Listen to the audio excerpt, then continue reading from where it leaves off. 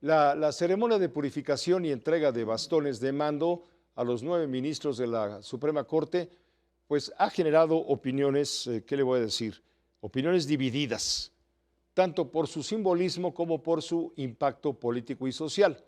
Si bien la 4T busca así, en las formas, reivindicar y legitimar tradiciones ancestrales y marcar una ruptura con el centralismo autoritario, algunos antropólogos del Instituto Nacional de Antropología e Historia, como por ejemplo Felipe Ignacio Echenique, argumentan que la entrega del bastón de mando, un objeto con profundo significado para los pueblos originarios, queda descontextualizado y reducido a un gesto político, y esto es una banalización de prácticas rituales que son, por supuesto, para una puesta en, sí, lo hacen para una puesta en escena.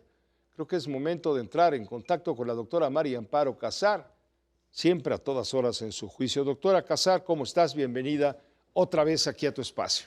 Muy contenta de estar aquí contigo y en vivo con todo nuestro auditorio. Venga, María Amparo, este asunto de la limpia, de la corte, de los ministros, el humo, los bastones, me recuerda a López Obrador, cuando López Obrador hizo lo mismo, cuando llegó a la presidencia, le hicieron la limpia, me acuerdo muy bien, allí en el Zócalo, y también cuando designó a su sucesora de manera informal, le entregó un bastón de mando, me refiero a la doctora Sheinbaum. Se estaba analizando esto que es tan profundamente simbólico y de profunda espiritualidad para los pueblos originales. Sí, y como dice el antropólogo, se está descontextualizando y se está llevando a un ámbito que no tendría por qué llevarse, que es el ámbito del Poder Judicial. El Poder Judicial, bueno, eso de que lo elige, en primer lugar, no debe elegirse a los jueces porque se requiere una trayectoria, un conocimiento, una capacitación, en fin, se requieren muchas cosas que no cualquier ciudadano tenemos.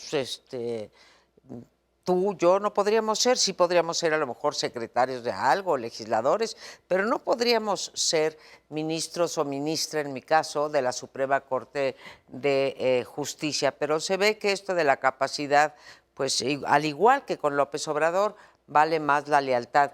Lo que acaba de leer, bueno, el discurso, el trocito de discurso que nos pasaste, se habla del pueblo, etcétera.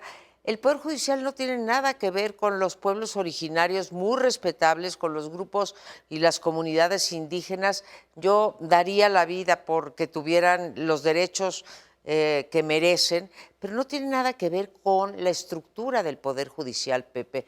Y ahora resulta que tenemos a un presidente de la Suprema Corte de Justicia, a Hugo Aguilar, que me parece que tiene el mal gusto, todavía no lo escucho dentro de la Suprema Corte de Justicia, pero tuvo el mal gusto de decir que fueron las malas costumbres lo que llevó al cambio en el Poder Judicial, y agregó ahí tonos y matices lamentables y desastrosos.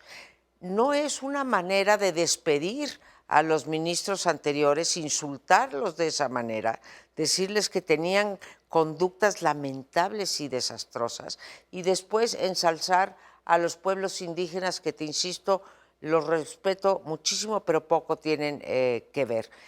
La otra es que rinden protesta ante el pueblo antes que frente al Senado, que es frente a quien tienen que rendir protesta. Vamos a terminar, bueno, se terminó ya 31 años de la nueva era judicial, vamos a comenzar una que no sabemos, Pepe, a dónde nos va a llegar, nos va a conducir. Se dice que esta Corte no va a privilegiar a los intereses privados o a los intereses de ciertos políticos que quieren avanzar con sus privilegios. No sé si estos tengan una calidad moral distinta, pero a mí, más que la calidad moral en los ministros y ministras, me importa su capacidad para interpretar la Constitución sin estar subordinados al Poder Ejecutivo. Como decía hace un rato Jesús Silva Herzog de manera muy acertada, pues ya tiene los tres poderes la presidenta de la República. Y esta justificación, Pepe, que se dio para que se acabe el nepotismo, la corrupción y los privilegios, nada más lejos de la verdad para haber sustituido un poder judicial como el saliente. Mira, acabamos de publicar en Mexicanos contra la Corrupción. Hace mucho tiempo publicamos un libro cuando estaba Peña Nieto y después todavía Andrés Manuel López Obrador, pero antes de que se hiciera la reforma, que el 51% de los juzgadores tenía algún miembro de su familia en el gobierno, ¿no? Bueno, Hoy pues hoy lo vi publicado nuevamente, lo retomaron en algún medio, creo que fue Milenio Diario, lo retomó y dijo efectivamente que un 51% de los miembros en el pasado tenían así de parientes, ¿no? Ahora te voy a decir, en esta corte y en los más altos órganos jerárquicos como el Tribunal de Disciplina o el Tribunal Electoral, ahora 5 de 9 ministros, o sea, el 56%, ¿sí?, tiene o algún contrato con el sector público o tienen familiares. En el Tribunal de Disciplina este porcentaje sube a 60%. Y en el caso de la Sala Superior del Tribunal Electoral del Poder Judicial de la Federación, sube a 71%, Pepe, ¿sí? Y nos escandalizábamos porque antes en la Corte del Neoliberalismo había 51%. Esa es una, y la otra pues es la información del periódico Reforma, en donde en efecto de los 860 o 59 cargos que fueron sorteados… 881, solamente 376 quisieron participar, 437 jueces, magistrados y demás, y ministros declinaron, y solamente de los que decidieron participar, que eran de carrera, solamente 80 ganaron.